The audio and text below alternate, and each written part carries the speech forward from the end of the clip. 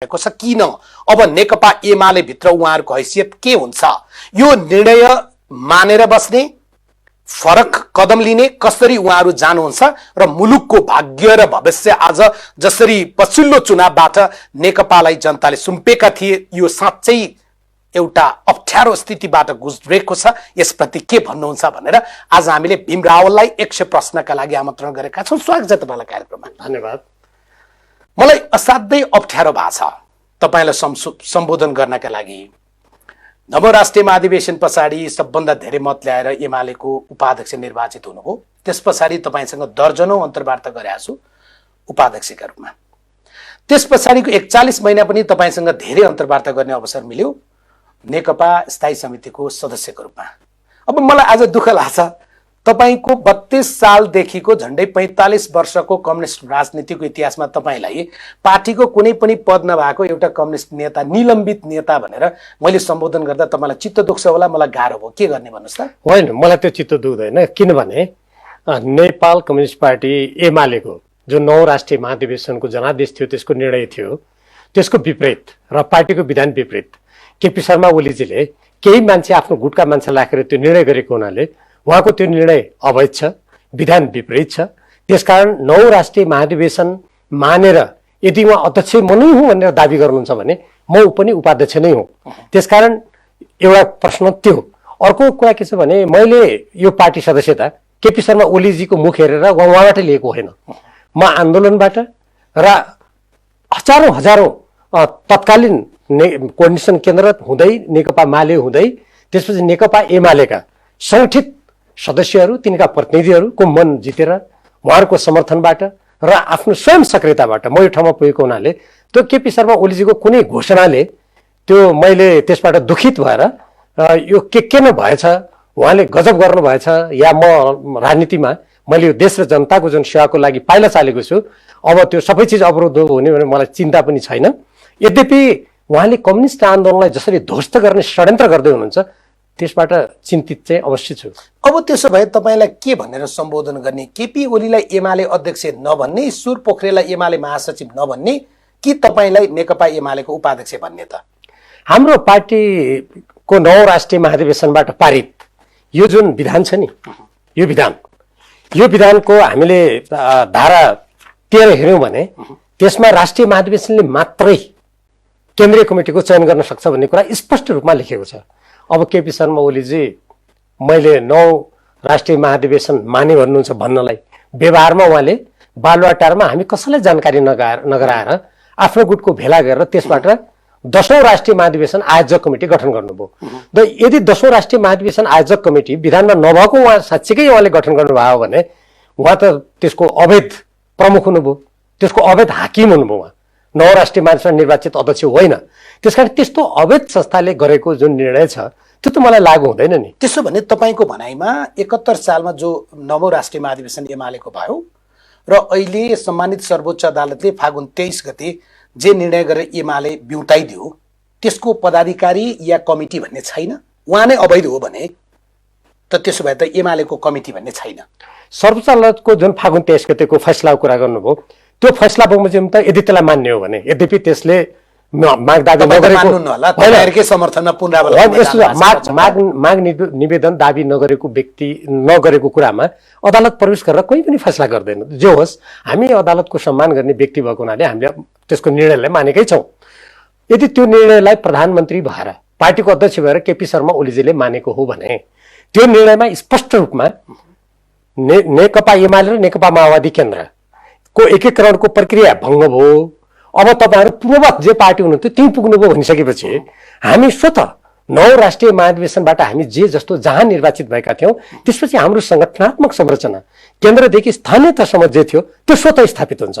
अनि त्यो कुरालाई नमान्ने केपी शर्मा ओलीजी, पार्टीको विधान नमान्ने, पार्टीको महाधिवेशनको निर्णय नमान्ने अनि महाधिवेशन आयोजक कमिटी गठन गरेर म त्यसको अध्यक्ष हुँ भनेपछि त उहाँ स्वतः वैधानिक दृष्टिकोणबाट, पार्टी विधानको दृष्टिकोणबाट, सर्वोच्च अदालतको फैसलाको दृष्टिकोणबाट समेत उहाँ अवैध हुनुहुन्छ र अवैध व्यक्तिले गरेको निर्णय त वैधानिक कहीँ पनि हुँदैन। त्यसो भए एमाले वैध चाहिँ कहाँ छ त? यो मुलुकमा आजको दिनमा एमाले भन्ने पार्टी छैन। नेकपा एमाले सर्वोच्च अदालतको फैसला पश्चात र 9 राष्ट्रिय महाधिवेशनको निर्णय बमोजिम को नेकपा एमाले छ। तर त्यो तपाईहरुको समानान्तर म भन्दैछु समितिहरू बनाएको छ या राष्ट्रिय भेला तपाईहरुले गर्नुभयो म तपाईहरुले तपाईलाई कारबाही खानुभयो त्यहाँ छ म तपाईलाई भन्दैछु हाम्रो पार्टीको 9 राष्ट्रिय महासभाबाट पारित विधानको धारा 14 मा केन्द्रीय कमिटीको व्यवस्था छ। त्यहाँ पदाधिकारीको निर्वाचन कसरी हुन्छ, कतिजना सदस्य हुन्छन्, 10% बढीमा कसरी थप्न सकिन्छ भन्ने जुन व्यवस्था छ त्यो व्यवस्था बमोजिमका हामी सबै निर्वाचित व्यक्तिहरू हामी छँदैछौँ र 10% पूर्ति पनि भइसकेको छ पहिले नै। त्यो कमिटी त छ नि, तर केपी शर्मा ओलीजीले के गर्नु भएको छ भने त्यसलाई ध्वस्त गर्नको लागि उहाँले पार्टी विधान मिचेर मन परी किसिमले स्वेच्छाचारी किसिमले जे मन लाग्यो त्यही उहाँले गर्नु भएको छ। त्यो कमिटी आफ्नो ठाउँमा नभएको होइन, छ, तर त्यसलाई निष्क्रिय निकम्मा बनाएर उहाँले त्यसलाई कार्य रूपमा अगाडि जान दिइरहनु भएको छैन। त्यसकारण हामी के भनिरहेको छौँ भने सर्वोच्चको फैसलालाई तपाईँ मान्नुहुन्छ र 9 राष्ट्रिय महाधिवेशन मान्नुहुन्छ र यो पार्टीलाई यसको विधानलाई मान्नुहुन्छ भने तपाईँ फागुन 28 गतेको तपाईँको अवैध निर्णय बदर गर्नुहोस् र हाम्रा सबै संरचनाहरूलाई क्रियाशील गराउनुहोस्। फागुन 28 को निर्णय के कारण अवैध?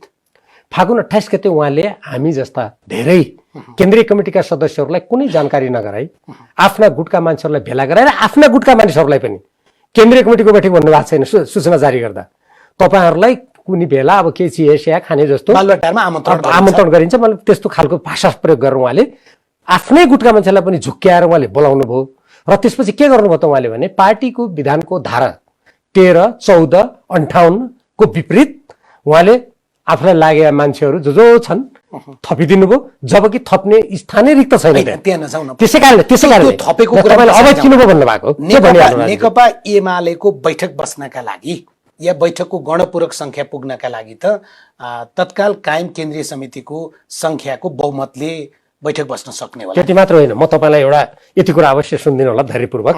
हेर्नुहोस्, यो नियमावली हो। यो नियमावलीको परिशिष्ट 1 मा नेकपा एमाले केन्द्रीय कमिटीको बैठक सञ्चालनको कार्यविधि तथा आचार संहिता भन्ने उल्लेख छ। यो दोस्रो बैठक 2071 सालको साउन महिनाको 27 देखि 31 सम्म बसेको बैठकबाट पारित भएको थियो। यसमा बैठक सञ्चालनको कार्यविधिको कार्यसूचीको तयारीको 1:1:1 मा के लेखेको छ भने केन्द्रीय कमिटीको बैठक बस्नुभन्दा कम्तीमा 1 हप्ता अगाडि केन्द्रीय सचिवालयबाट बैठकको कार्यसूची तयार गरिनेछ।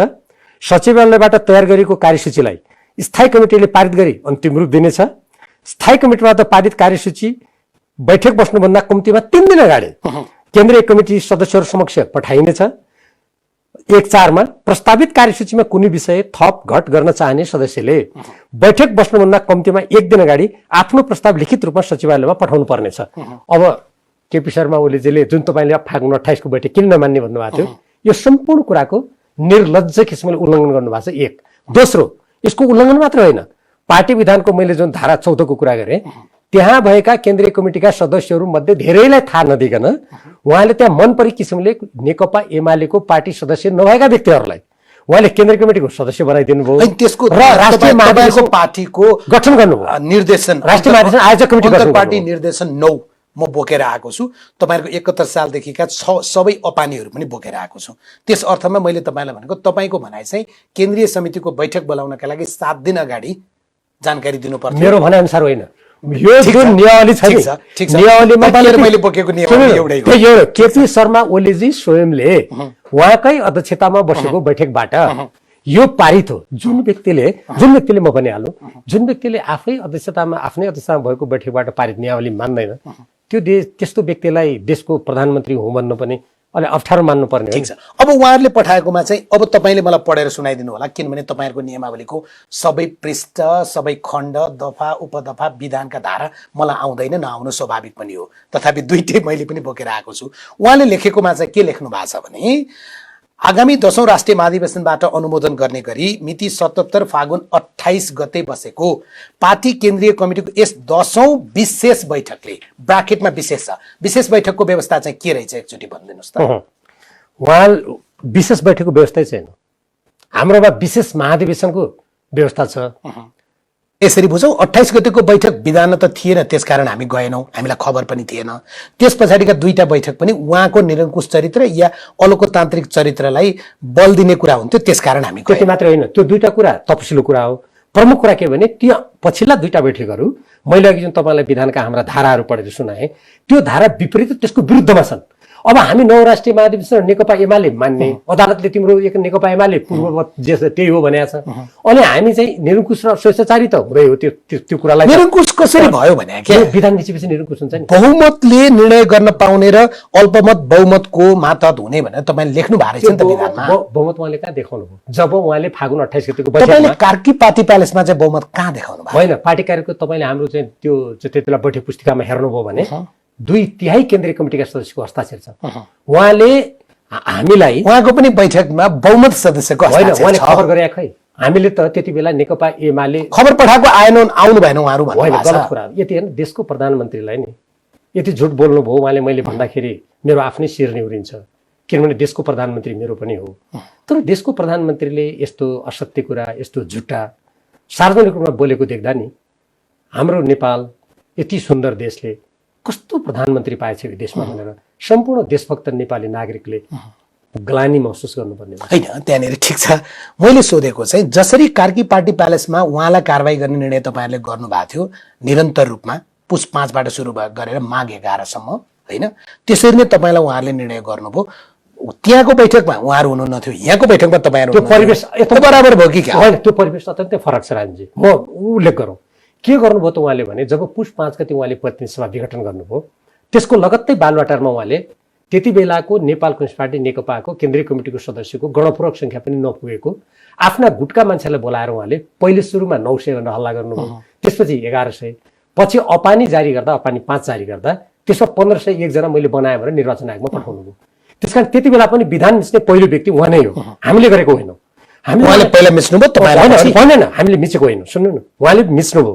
मिचेपछि उहाँलाई हामीले के भन्यो भने तपाईँ नेकपा नेपाल कम्युनिस्ट पार्टी नेकपाको बैठकमा आउनुहोस्, तपाईँ अध्यक्ष हो, बैठकमा आउनु र छलफल गरौँ, होइन। यसरी तपाईँले चाहिँ 1501 कामबाट बनाउनु भयो, विधानमै छैन।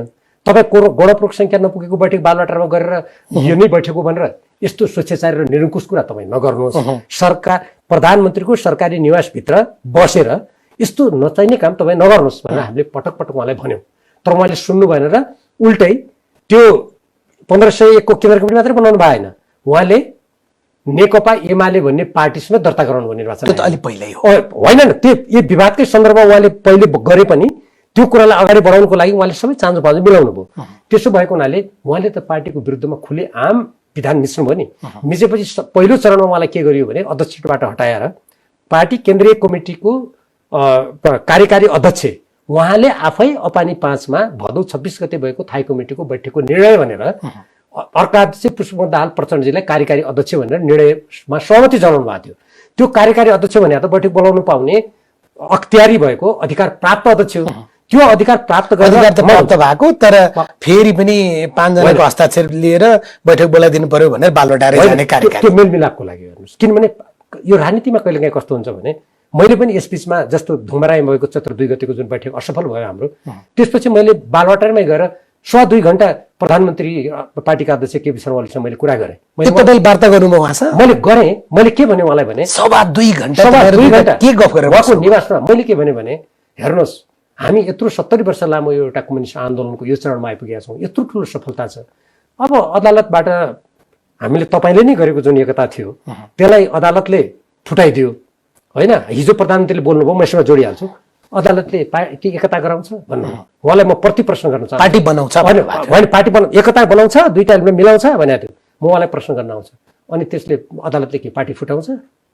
एउटै कुरा क्या, त्यता नजाउँ। मैले त्यो लामो कुरामा के भने हेर्नुहोस् देश आज हाम्रो यो यस्तो संवेदनशील भू राजनीति भएको देश छ, यसमा यत्रो हामी 7 दशक लामो कम्युनिस्ट सामु यत्रो उपलब्धि हासिल गरेका छौँ।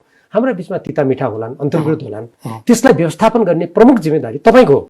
हामी यसमा सहयोग गर्छौँ। जब अदालतले नेकपा एमाले पुनर्जीवित भनिसकेपछि यसलाई पुनर्जीवित गरौँ। मैले भनेको त्यसैले केन्द्रदेखि तलसम्म यसका संरचनाहरूलाई हामी जीवित गरौँ। जहाँसम्म यसमा भएका हाम्रा मतभेदहरू छन् त्यसलाई ठन्डा दिमागले स्थिति सामान्य भएपछि हामी समीक्षा पनि गरौँला। तपाईँ फागुन 28 को निर्णय फिर्ता गर्नुहोस्, रद्द गर्नुहोस्। हामी 4 र 5 गते त जुन भेला बोलाएका छौँ हामी त्यसलाई स्थगित गर्छौँ मैले भने। उहाँले त्यो कुरा मान्नु भएन, अनि म त्यहाँबाट हिँडेँ। उहाँको निष्कर्ष चाहिँ के थियो? तपाईँले सके गर्नुहोस्, मैले गर्छु। होइन, अब त्यस्तो भाषाको कुरा नगरौँ। जे होस् निष्कर्ष के भयो भने उहाँले फागुन 28 को निर्णय बदर नगर्ने कुरा गर्नुभयो। बदर नगर्ने कुरा गरेपछि मैले पनि 4 र 5 गतेको हाम्रो भेला बन्द हुँदैन भनेर म आफू त्यहाँबाट हिँडेँ। अब तपाईँहरूको कारबाहीमा जाउँ। आजको दिनमा त तपाईँ र वरिष्ठ नेता माधव कुमार नेपाल पूर्व प्रधानमन्त्रीज्यू उहाँहरू दुवैजना नेकपा एमालेको सदस्य रहनु भएन।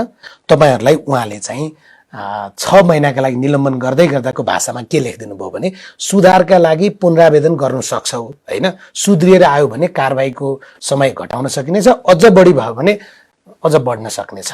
म यसमा दोहोऱ्याएर भन्छु, केपी शर्मा ओलीजीले स्वयं उहाँकै अपानी बमोजिम 9 राष्ट्रिय महाधिवेशनबाट निर्वाचित केन्द्रीय कमिटीलाई पार्टीको विधान विपरीत, नियमावली विपरीत भङ्ग भएको घोषणा गरेर त्यसको आफू प्रमुख भएको उहाँले कुरा भन्नुभएको छ।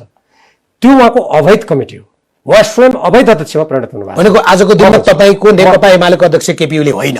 अब उहाँको अनुसार किन उहाँले त मैले भने होइन, उहाँले बालुवाटारमा अवैध बैठक बोलाएर 10औं राष्ट्रिय महाधिवेशन आयोजक कमिटी गठन गर्नु भएको छ। त्यसमा दुईटा पद जारी राख्नु भएको छ। एउटा म तपाईँलाई अध्यक्ष र महासचिव जारी राख्नु भएको छ। सुन्नु, म तपाईँलाई एउटा यसभन्दा महत्त्वपूर्ण कुरा भन्छु क्या।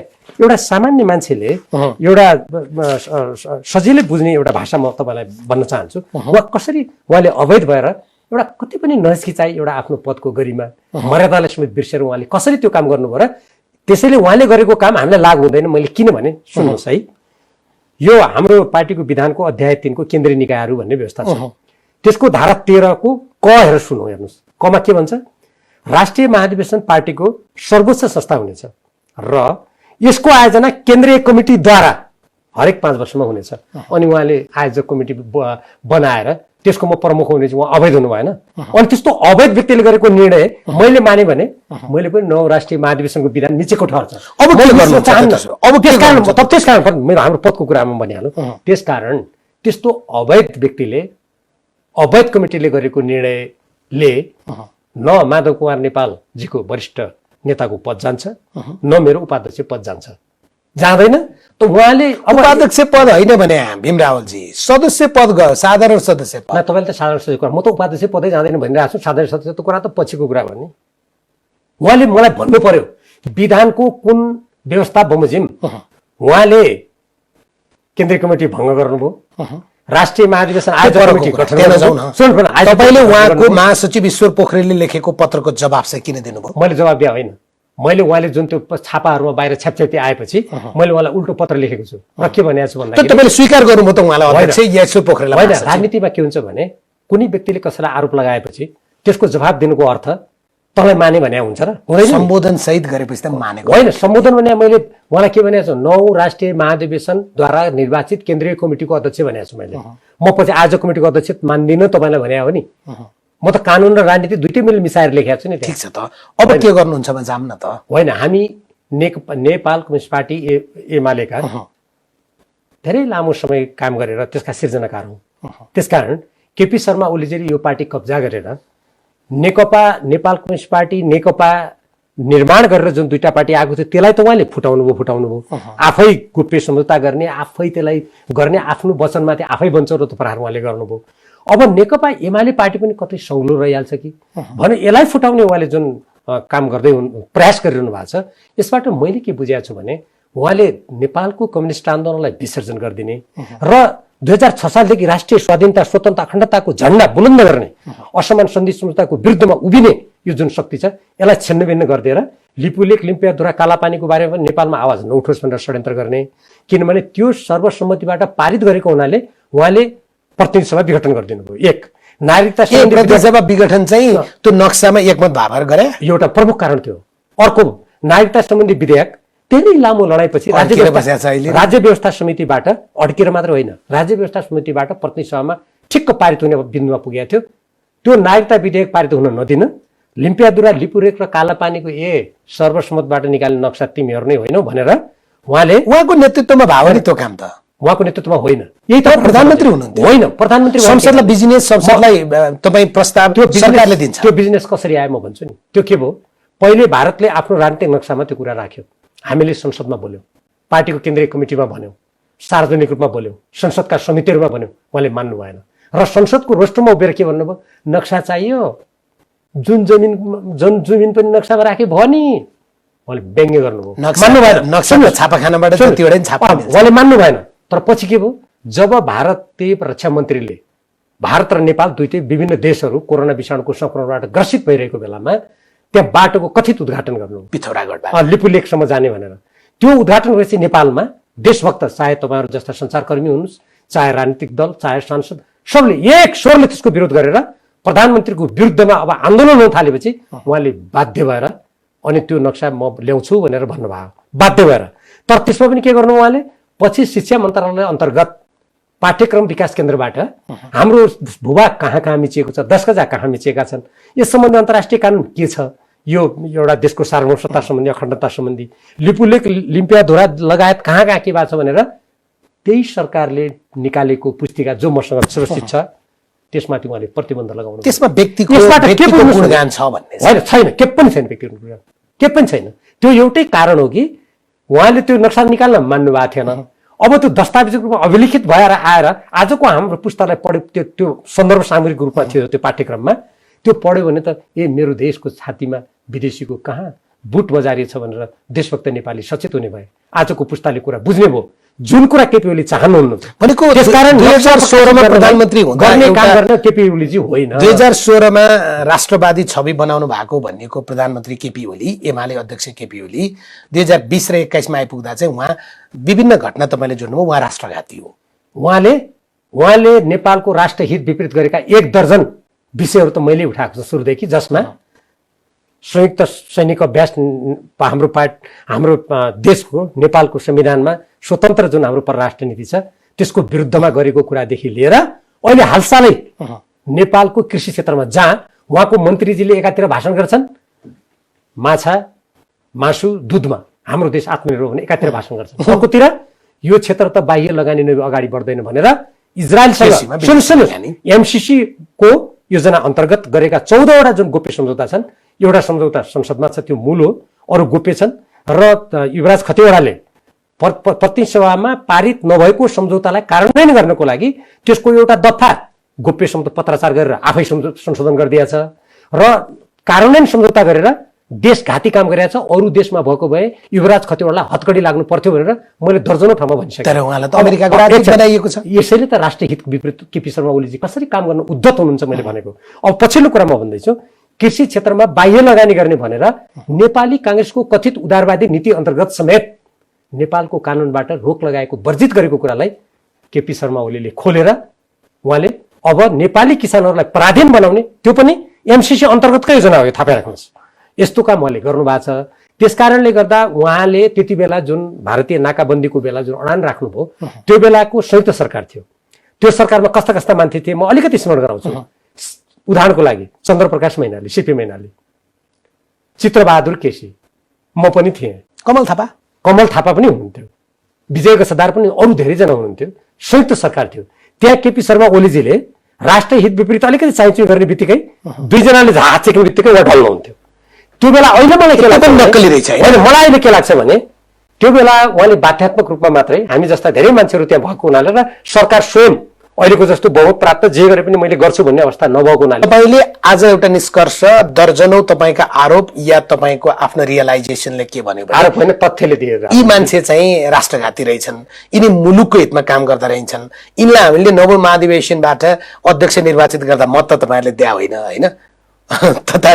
तथापि तपाईले चाहिँ जित्दा अलिकति तलमाथि नै गर्नु भएको थियो दुवैतिर भन्ने आरोप लाउँछ। गलत कुरा हो। म त्यस्तो बेला माधव कुमार नेपाल अध्यक्ष हुनुहुन्थ्यो, म उहाँको त्यति बेला समूह तपाईले भोट क्रस गर्नुभयो भन्छ क्या, ठिकै छ, त्यता नजाउँ। तर अब तपाईलाई थाहा भइसक्यो कि यी व्यक्ति एमाले अध्यक्ष हुन पनि लायक छैनन्, मुलुकको प्रधानमन्त्री हुन पनि लायक छैनन्। अहिले उनीको पार्टीमा बस्नका लागि, पार्टीबाट राजनीति गर्नका लागि यति धेरै किन? उनको पार्टी होइन। पहिलो कुरा तपाईँ के बुझ्नुहोस् भने केपी शर्मा ओलीजी जेलमा हुनुहुन्थ्यो। 32 सालमा अखिल नेपाल क्रान्तिकारी कोअर्डिनेसन केन्द्र मार्क्सवादी लेनिनवादी गठन भयो। त्यसको नेता अहिले कायम रहेको झलनाथ खनालजी, माधव नेपालजी, अमृत बोहराजी, मुकुन्द नेउपानेजी हामीसँगै हुनुहुन्छ। म स्मरण गराउँछु एउटा कुरा। त्यसपछि नेकपा माले गठन भयो 35 सालमा। त्यो नेकपा माले गठन हुँदा पनि केपीजी कहीँ हुनुहुन्थेन परिदृश्यमा, उहाँ जेलमा हुनुहुन्थ्यो, उहाँ हुनुहुन्थ्यो। हामी त्यति बेला बाहिर लडेर कहिले राजकाज मुद्दा, कहिले सुरक्षा कानुन, कहिले मण्डलीको आक्रमण खाएर त्यो संगठन निर्माण गर्दै गएका हौँ। पछि उहाँ जेलबाट छुटेपछि उहाँलाई जेलमा यत्रो लामो समय बस्नु पुरस्कार स्वरूप युवा सङ्घको अध्यक्ष बनाइयो उहाँलाई, बुझ्नुभयो। त्यसकारण आज तपाईँ उहाँको पार्टीमा जानु भने शब्द प्रयोग नगर्नुहोस् कृपया मलाई। मेरो भनेर बस्नु भएको छ अनि उहाँको पार्टी भएन त एमालेको सबै कार्यालय उहाँहरूले कब्जा गर्नु भएको छ। उहाँले भोलि मान्नुहोस् यो देश नै मै हो भने तपाईँ मान्नुहुन्छ नेपाली नागरिक भएर? तपाईँको देश होइन, म राजेन्द्र बानियाको पनि भन्नु होला नि तपाईँ। म एउटा केशव दाहाल कम्युनिस्टहरूकै रुझानमा लामो वर्ष लागे पछाडि कम्युनिस्टलाई साँच्चै चिनेर होला कम्युनिस्ट आन्दोलन छोड्नुभयो, अहिले फरक राजनीतिक दलमा हुनुहुन्छ, उहाँले लेख्नु भएको छ। एकजना वैकल्पिक राजनीति गर्ने उहाँलाई मैले सामाजिक सञ्जाल प्रयोगकर्ता भनेको थिएँ, नामै खोलिदिएँ। अदालतको आदेशले पार्टी फुट्छ र पदको मोहले पार्टी जुटी बस्छ भने बुझ्नुपर्छ त्यो पार्टी होइन, कम्पनी हो र राजनीति होइन, पेसा हो। लोलुपलाई गोद्नुपर्छ भन्ने बाले बुझेका छन्। अहिले तपाईँहरूको पार्टीमा बाको चर्चा छ, गोद्छन्। नेपाल बाले राजनीति गरेको भए विद्रोह गर्थे, अरू नै गर्दैछन्, त्यसैले दङ्ग्याउँछन्। हेर्नुहोस् त तपाईँहरू माथिको विश्लेषण। सुन्नुहोस्, यो लोकतन्त्रमा नि चाहे तपाईँले जुनसुकै व्यक्तिको नाम लिनुहोस् वा नलिनुहोस्, मान्छेका विभिन्न दृष्टिकोणहरू, फरक धारणाहरूको म सम्मान गर्छु। किनभने मान्छेले हेर्नुहोस् आफ्नो विश्लेषण, आफ्नो विवेचना गर्न पाउँछ, मेरो त्यसमा कुनै टिप्पणी छैन। तर हामीले के गरेका छौँ भने त हाम्रो जिउँदो इतिहास बोल्छ नि। त्यो कुनै व्यक्ति कसरी एउटै भान्सामा भात खाने, एउटै कसौडीको भात झिकेर कसरी खाने, त्यसको ठाउँ बाँकी छ त। मैले त्यो कुरा प्रश्न गर्न थालेँ थिएँ, तपाईँले अन्त लानु भएर मैले अन्त भनेको होइन, म भनिदिन्छु त्यो बस्ने ठाउँ छ त। सुन्नुहोस्, म भन्छु, नेपाल कम्युनिस्ट पार्टी एमाले भनेको कुनै व्यापारिक कम्पनी होइन। यो हजारौं यसका नेता कार्यकर्ता यसका समर्थक सदस्यहरूको पसिना, कतिको रगतबाट सृजित यो पार्टी हो। त्यसकारण यो पार्टी केपी शर्मा ओलीको निजी कम्पनी होइन। उहाँले त आरम्भिक दिनमा भने यो पार्टी निर्माणमा कुनै योगदान गरेकै छैन, म त्यो पनि भने मैले। त्यसकारण नेकपा एमालेमा केपीको पार्टीमा बसिरहने जाने भन्ने प्रश्न होइन। उहाँसँग तपाईँलाई भन्छु, उहाँ अध्यक्ष नहुनु होला, अर्को उहाँहरूसँग तपाईँ यस्तो प्रकारको हालत बनिसक्यो, यस्तो अवस्था बनिसक्यो कि मैले कतिपय फोटो हेरेको छु क्या सामाजिक सञ्जालमा। एउटै पार्टीका तपाईँ दुईटा नेता जहाज कुर्दाखेरि बसिरहेको, अन्य ठाउँमा बसिरहेको, दुईतिर मुन्टो फर्काएर बसेको क्या। यो हालतमा पुगेपछि एउटै घर किन बस्नु? नागरिक टिप्पणीको सम्मान गर्नुपर्छ, त्यता टिप्पणीले राजनीति निर्धारण गर्दैन। म अब कसरी बस्ने भन्ने कुरा भन्छु। यो के हो भने सबभन्दा पहिले हामी नेकपा एमाले जसको हामीले सिर्जना गर्यौँ। अब तपाईँलाई कथा भन्ने समय छैन होला, नत्र म एउटा कथा भन्थेँ। छ समय? भन्नुहोस् न। एउटा बच्चाको लागि दुईटा महिलाहरूको बिचमा झगडा भएछ। झगडा भएपछि न्यायालय गयो, न्यायाधीशले ल त्यसो भए तिमीले धेरै झगडा गर्यो, म एउटा चिर्छु दुईटा यो बच्चालाई, ल बाँडिदिन्छु भनेपछि जो सक्कली आमा थिए ऊ रुन थाली र भन्न थाली मेरो सन्तान होइन, उसैको। किनभने सक्कली आमाले चिर्न चाहन्थ्यो, जो नक्कली आमा हो उसले के भन्न थाले, हुन्छ आधा भएर चिर्दै हुन्छ। हो, अहिले त्यो आधा माग्ने काममा केपी ओली लाग्नु भएको छ। हामी अन्तिमसम्म सुन्नुहोस्, एकछिनमा भन्दैछु नि, हामी त्यो आधा भएर चिरेर हामीलाई देऊ भन्ने हामी भन्न सक्दैन, हाम्रो मनले भन्दैन। हामी त्यति बेला मात्रै, सुन्नु म यसलाई टुङ्गाउँछु, तपाईँले के गर्ने भन्ने सम्बन्धमा हामी त्यति बेला मात्रै हामीले एकदमै अप्रिय पाइला चाल्नुपर्ने हुन्छ जति बेला अब नेकपा एमालेको 9 राष्ट्रिय महाधिवेशनबाट पारित विधानलाई अहिले जसरी केपी ओलीजीले मिच्नु भएको छ, मिचेर यसलाई क्षतविक्षत गर्न खोज्नु भएको छ, अब यो कुनै पनि हालतमा बत्दैन। हामीले हुर्काएको बच्चा हामीले अन्तिमसम्म भेन्टिलेटरमा राख्दा पनि बस्न सक्ने स्थिति भएन भने त्यति बेला कस्तो पाइला चाल्नुपर्छ हामी चाल्छौँ। त्यो एमसीसी हस्ताक्षर हुँदा प्रधानमन्त्री को थियो मुलुकमा? शेरबहादुर देउवा। अर्थमन्त्री को थियो? ज्ञानेन्द्र बहादुर कार्की। त्यस पछाडि को प्रधानमन्त्री भए? त्यसपछि हाम्रो अहिलेको प्रधानमन्त्री हुनुभयो होइन, अनि त्यसपछि पुष्पकमल दाहाल हुनुभयो। हो, पुष्पकमल दाहाल प्रधानमन्त्री हुँदा त्यो सच्याउनु भयो? पुष्पकमल दाहाल कति महिना हुनुभयो सच्याउनका लागि? कति? म तपाईँलाई भन्छु त्यो के त्यो सम्झौता नेपाली प्रधानमन्त्री खनाल हुनु भएन। सुन्नुहोस्, हेर्नुहोस्, कुनै बेला आफू हुँदा केही पनि त्यो गलत कुरा अनि अर्कोलाई आरोप लाग्यो, एकदमै गलत कुरा हो। म तपाईँलाई भन्छु त्यो एमसीसी सम्झौता अर्थ मन्त्रालयले कुन बेला कहाँ कसरी गर्यो भन्ने कुराको सुइँकोसम्म म जुन पनि बेला मन्त्री परिषदमा थिएँ एक दिन आएको छैन। म तपाईँलाई नेपाली जनता लुकाउने रहेछन् होइन? तपाईँ मैले भने नि पार्टीको केन्द्रीय कमिटीमा, थाई कमिटीमा, अन्तर्राष्ट्रिय सम्बन्ध समितिमा त्यो अमेरिकासँग गरेको साझेदारी सम्झौता भनेको के हो कागज देऊ भन्दा केपी शर्मा ओलीजी उहाँको परराष्ट्र मन्त्री र रक्षा मन्त्रीले हामीलाई दिनु भएन। मैले सोधेको प्रश्न जवाब दिन्छु, होइन म त्यहीबाट दिनला तपाईँलाई जवाब दिन्छु। त्यसकारण जुन शेरबहादुर देउवाजीको पालामा त्यो हस्ताक्षर भयो त्यो सम्झौता पुष्पकमल दाहालजी जम्मा 9 महिनाको लागि हुनुभयो, मैले बुझेछु। सुन्नु, भ्याउने होइन, कतिपय कुराहरू तपाईँ राज्यका सम्बन्धित निकायले ट्रिब्युनलमा ल्याइदिनु प्रधानमन्त्रीले थाहा छैन। नेपालका सबै प्रधानमन्त्रीलाई जम्मै कुरा थाहा छ भन्ने तपाईँलाई लागेको छ? अदालतले आजको दिनमा तपाईँ ज्यान मुद्दामा कारबाही ठहर गरेको व्यक्तिलाई भारतमा एउटै मञ्च सेयर गर्न चाहिँ थाहा हुन्छ, अनि मुलुकले अन्तर्राष्ट्रिय सन्धि सम्झौता कस्तो गरेको छ चाहिँ प्रधानमन्त्रीले यदि थाहा उहाँलाई हुँदैन। सुन्नु उहाँलाई थाहा थियो कि थिएन भने उहाँलाई सोध्नुहोस् न त एकचोटि। तपाईँको प्रिय अध्यक्ष हो नि होइन, त। मेरो प्रिय अध्यक्ष होइन, प्रिय त सबभन्दा केपी शर्मा ओलीजीको हो। गोप्य संहिता गर्ने सुन्नुहोस् यो अपव्याख्या गरेर केपी अर्को प्रश्न सोध्नु केपी ओलीजीको पत्रको शब्द प्रयोग नगर्नुहोस् कृपया। यो सबभन्दा प्रिय कुरा हुन्छ नि केपी तपाईँ ओलीजी। त्यसो भन्नुहुन्छ। उहाँले चाहिँ तपाईँको प्रश्न सोद्धा मलाई के भन्नुभयो थाहा छ? 100 प्रश्नमा केही खराब मान्छेको पनि सङ्गत छ कि क्या हो तपाईँको भन्नुभयो तपाईँहरूको प्रश्न सोद्धा। हेर्नुहोस् त्यो उहाँके मैले अघि तपाईँलाई भने नि राजनीतिको एउटा निश्चित एउटा जिम्मेवारीमा बसेका मान्छेले शब्दको प्रयोग त्यसरी गर्ने भनेको आफ्नो धरातल खसाल्नु मैले अघि नै भनिसकेँ। म त्यता जान चाहन्छु। त्यो तपाईँलाई मिल्दैन रे। तपाईँलाई किन मिल्दैन रे? अर्को शब्द प्रयोग गर्छु अनि प्रश्न सोध्छु होइन। Never confuse education with intelligence. You can have PhD and still be an idiot. यो शब्द चाहिँ प्रोफेसर रिचार्ड फेमानको हो। तपाईँका लागि तपाईँकै सामाजिक सञ्जालमा तपाईँका मित्रले लेख्नु। म यो अङ्ग्रेजी शब्द प्रयोग गर्न चाहन्न अहिले, किनभने धेरै दर्शकहरूले अङ्ग्रेजी कतिपयले सबैले त्यही रूपमा नबुझेको। यसको अर्थ तपाईँ जस्तो इन्टेलेक्चुअल विषयलाई पनि दुरुपयोग गर्नुभयो, तपाईँ अझै मूर्ख रहनु भयो। होइन, म यसो भन्छु, मान्छेका गतिविधि हेरेर तथ्य हेरेर टिप्पणी गर्यो, उसले चाहिँ विश्लेषण गर्यो भने म त्यसको सम्मान गर्छु। तर कतिपय मान्छेहरू यो संसारमा यस्ता हुन्छन् जो हल्लाको भरमा कागले कान लियो भनेर होइन कान छाम्नुको सट्टा कागको पछाडि कुद्ने मान्छेको पनि यहाँ अभाव छैन।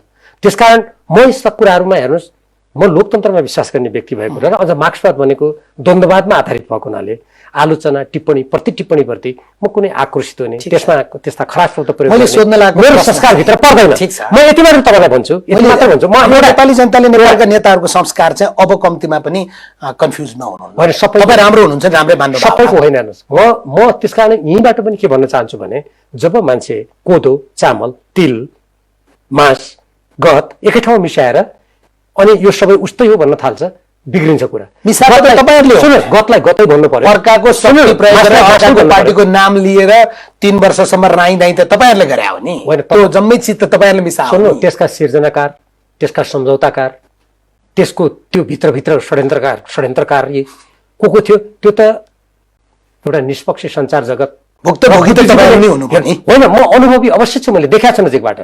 तर कसले गरेको काम त्यो त ठ्याक्क जस्ताको तस्तै भन्नु। छुटेको प्रश्न सोध्छु, मैले गरेको कामको लागि अर्को व्यक्ति जिम्मेवार हुँदैन। छुटेको प्रश्न सोध्छु है। 2032 साल पछाडि हाम्रो नक्सामा चुच्चे भाग छुट्या रहेछ आधिकारिक रूपमा होइन। तपाईँ इतिहासको पनि राम्रो ज्ञान राख्नुहुन्छ र अहिले 2076-77 आइपुग्दा बल्ल हामीले चुच्चे नक्सा तपाईँले हाम्रो संसदले निकाल्यो। मैले केपी ओली प्रधानमन्त्रीले भन्यो भने तपाईँ मान्नुहुन्न क्या? हाम्रो संसदले निकाल्यो होइन। त्यो बिचमा यत्रा धेरै प्रधानमन्त्रीहरू हुनुभएको थियो, तपाईँहरू पनि मन्त्री हुनुभएको थियो। तपाईँहरू कसैले पहल गर्नु भयो? राष्ट्रघाटमा त तपाईँहरू आँखा चिम्लिनु होइन, एकदमै गलत। म तपाईँलाई 1-2टा घटनाको चाहिँ जानकारी गराउँछु, सम्झना दिलाउँछु। के चाहिँ हामी कहाँ कहिले कस्तो हुन्छ भने स्मरण मान्छे बिर्सिहाल्छ क्या विगतको कुरालाई। 2052 सालको कुरा गर्ने हो भने जति बेला नेकपा एमालेको सरकारमा भएर कुरा गर्ने अवसर प्राप्त भएको थियो, त्योभन्दा अगाडि त मैले हेर्नुहोस् लिम्पियाधुराको कवितै लेखेको छु।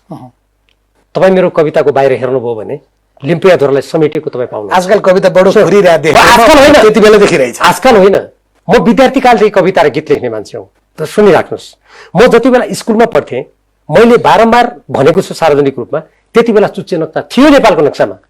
जुन बेला हामी बिहान पंक्तिबद्ध भएर माधव घिमिरेले लेख्नु भएको गीत गाउँछ गीत नेपाली ज्योतिको पङ्ख उचाली भनेर त्यो गीत गाएर मात्रै हामी कक्षा कोठामा जान्थ्यौँ।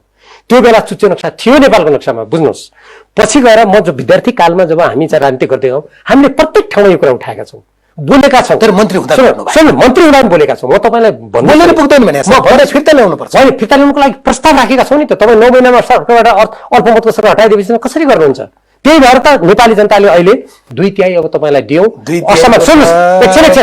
असमान सन्धि सम्झौता तपाईँलाई खारिज गर्नुहोस्, यस्तै नेपालको अतिक्रमणको भूभाग अब नेपाललाई ल्याउनुहोस् भनेर दिएको हो नि त नेपाल जनताले। त्यसै कारणले हामीले केपी शर्माजीको आलोचना के गरेका हौँ भने तपाईँले नेपाल कम्युनिस्ट पार्टीले हामीले लगातार उठाउँदै आएको विषयलाई तपाईँले किन छोड्नुभयो?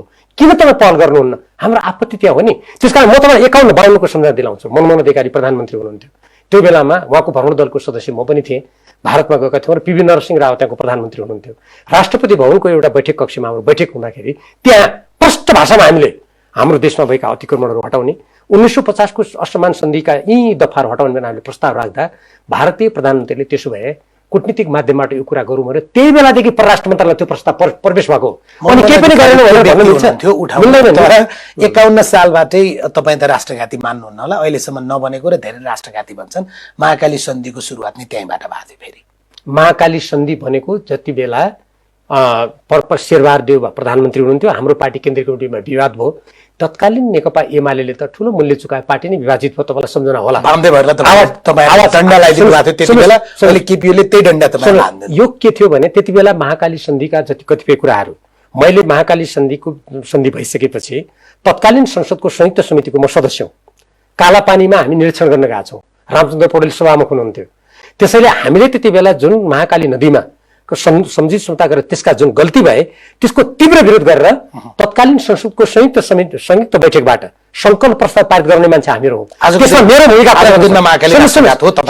मेरो कुरा भूमिका गर्नुहुन्छ भने त्यो संकल्प प्रस्ताव पारित गराउने र त्यहाँ प्रस्तुत हुने कतिपय विषयमा अगाडि बढेर लेख्ने मान्छे हो म।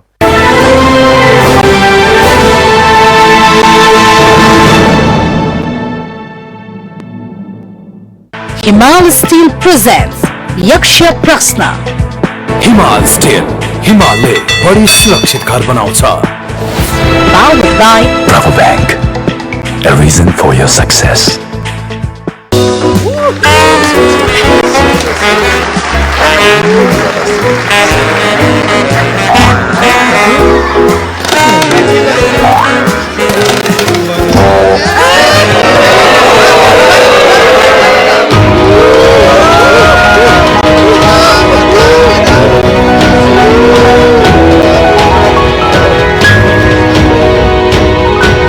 हिमाल स्टील डक्टाइल 500D, लचिलो जति बलियो त्यति।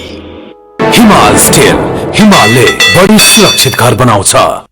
हिमाल स्टील प्रेजेंट्स यक्ष प्रश्न। हिमाल स्टील, हिमालले बढी सुरक्षित घर बनाउँछ। Powered by Bravo Bank, a reason for your success.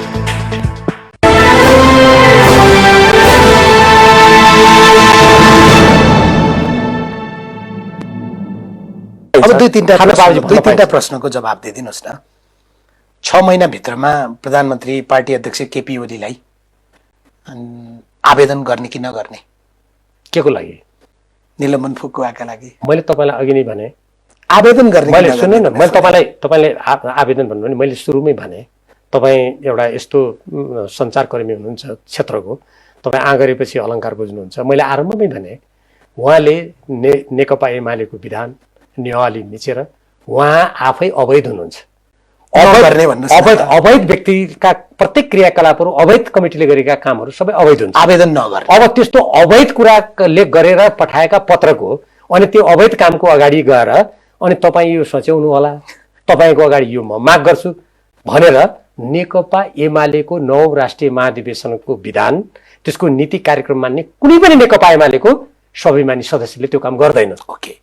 दोस्रो मेरो प्रश्न यो थियो, अब त केन्द्रीय समितिका बैठकहरू बस्नेछन् होइन? 10औं 11औं 12औं बैठक भयो, अब 13औं बैठक बस्ला। त्यहाँनिर त माधव नेपाल र तपाईँ त जान पाउनुहुन्न, अरू सदस्यहरू जानेछन्। त्यति बेला मन हुँदैन? तपाईँको प्रश्नलाई अर्कोतिर भन्नु न, जान पाउनु नै होइन कि त्यो अवैध बैठकमा अरू 9 राष्ट्रिय महाधिवेशन मान्ने केन्द्रीय कमिटीको कुनै सदस्य पनि जाँदैन भनेको तपाईँहरूको समूह चाहिँ केन्द्रीय समितिको बैठक? मेरो समूह कुरा होइन, केन्द्रीय कमिटी जसले 9 राष्ट्रिय महाधिवेशन मान्छ। अब भन्नुहोस् न, नियम कानुन नमान्ने, पार्टी विधान नमान्ने त्यस्ता व्यक्तिहरूको हकमा म केही भन्न सक्दिनँ।